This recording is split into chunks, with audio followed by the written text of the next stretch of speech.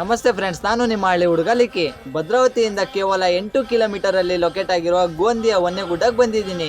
ಈ ಹೊನ್ನೆಗುಡ್ಡದ ಒಂದಿಷ್ಟು ಮಾಹಿತಿಗಳನ್ನು ತಿಳ್ಕೊಂಡು ಬರೋಣ ಬನ್ನಿ. ಭದ್ರಾವತಿಯಿಂದ ಕೇವಲ 8 ಕಿಲೋಮೀಟರ್ ಇರುವ ಈ ಊರು ಗೋಂದಿ. ಈ ಊರಿನಲ್ಲಿ ಒಂದು ಬೆಟ್ಟವಿದ್ದು ಈ ಬೆಟ್ಟವನ್ನು ಹೊನ್ನೆಗುಡ್ಡ ಎಂದು ಕರೆಯುತ್ತಾರೆ. ಈ ಬೆಟ್ಟದ ಮೇಲೆ ಇರುವ ದೇವಾಲಯಕ್ಕೆ ಹೋಗಬೇಕೆಂದರೆ ಈ ಗ್ರಾಮದ ಒಳಭಾಗದಲ್ಲಿ ಇರುವಂತಹ ದಾರಿಯಲ್ಲಿ ಹೋಗಬೇಕಾಗುತ್ತದೆ. ಬೆಟ್ಟದ ಮೇಲೆ ವಾಹನವನ್ನು ಚಲಾಯಿಸುವವರು ತುಂಬಾ ಸುರಕ್ಷತೆಯಿಂದ ವಾಹನವನ್ನು ಚಲಾಯಿಸಬೇಕಾಗಿದೆ. ಈ ಕಠಿಣ ದಾರಿಯನ್ನು ಮುಗಿಸಿ ಮೇಲೆ ಏರಿದರೆ ನಿಮಗೆ ಸಿಗುವುದೇ ದೇವಾಲಯದ ಮೆಟ್ಟಿಲುಗಳು. ಈ ಮೆಟ್ಟಿಲುಗಳನ್ನು ಏರಿಕೊಂಡು ಬಂದರೆ ಮೇಲ್ಭಾಗದಲ್ಲಿ ದೇವಸ್ಥಾನವು ಕಾಣಬಹುದು.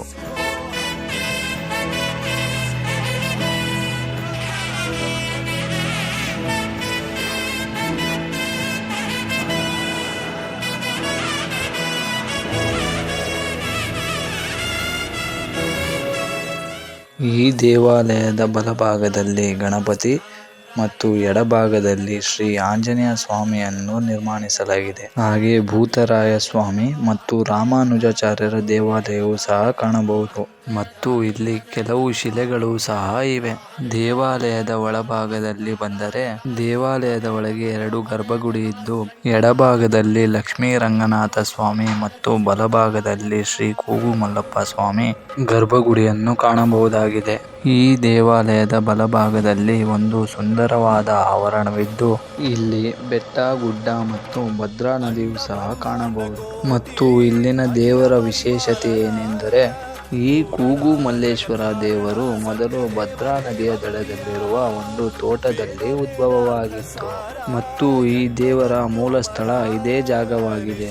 ಇದೇ ಜಾಗದಲ್ಲಿ ಜಾತ್ರಾ ಮಹೋತ್ಸವವು ಸಹ ನಡೆಯುತ್ತಿತ್ತು. ಈ ದೇವರನ್ನು ಗ್ರಾಮಗಳ ಸಹಾಯದಿಂದ ಈಗಿನ ಹೊನ್ನೆಗುಡ್ಡದಲ್ಲಿ ಸ್ಥಾಪನೆ ಮಾಡಲಾಗಿದೆ.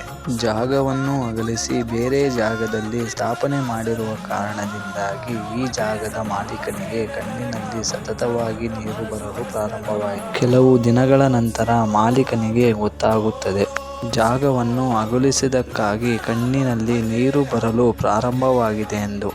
ಆಗ ಆ ಮಾಲೀಕನು ದೇವರಲ್ಲಿ ಕ್ಷಮೆಯನ್ನು ಕೇಳಲು ಪಾತ್ರರಾಗುತ್ತಾನೆ. ಈ ಜಾಗಕ್ಕೆ ಸುಮಾರು 800 ವರ್ಷದ ಇತಿಹಾಸವಿದೆ. ಈ ಗುಡ್ಡದಲ್ಲಿ ಕೂಗು ಮಲ್ಲೇಶ್ವರ ಮತ್ತು ರಂಗನಾಥ ಸ್ವಾಮಿಯನ್ನು ಸ್ಥಾಪನೆ ಮಾಡಲಾಗಿದ್ದು ಪ್ರತಿ ವರ್ಷದ ರಾಮನವಮಿಯಂದು ಜಾತ್ರಾ ಮಹೋತ್ಸವವು ನಡೆಯುತ್ತದೆ.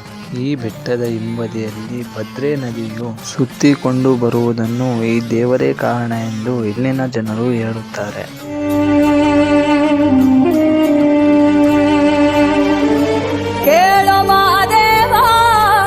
ಮಂಥನ ಜೀವ ನೀ ನುಡಿಸಿ ಆಡಕ ಢಮರುವಾಗ್ಯಾವ ಯಾಕ ಶಿವನಿ. ಈ ಬೆಟ್ಟದ ಕೆಳಬದಿಯಲ್ಲಿ ಗಣಿಗಾರಿಕೆಯ ಒಂದು ಗುಹೆಯನ್ನು ಸಹ ನಿರ್ಮಾಣ ಮಾಡಲಾಗಿದೆ. ಇತ್ತೀಚಿನ ದಿನಗಳಲ್ಲಿ ಈ ಗುಹೆಯನ್ನು ನೋಡಲು ನಿಷೇಧಿಸಲಾಗಿದೆ. ಸೊ ಫ್ರೆಂಡ್ಸ್, ಈ ಹೊನ್ನೆಗುಡ್ಡದ ಬಗ್ಗೆ ತಿಳ್ಕೊಂಡಲ್ಲ, ಬೇಗ ಲೈಕ್ ಅಂಡ್ ಶೇರ್ ಕಮೆಂಟ್ ಮಾಡಿ, ಸಬ್ಸ್ಕ್ರೈಬ್ ಮಾಡ್ಕೊಳ್ಳಿ.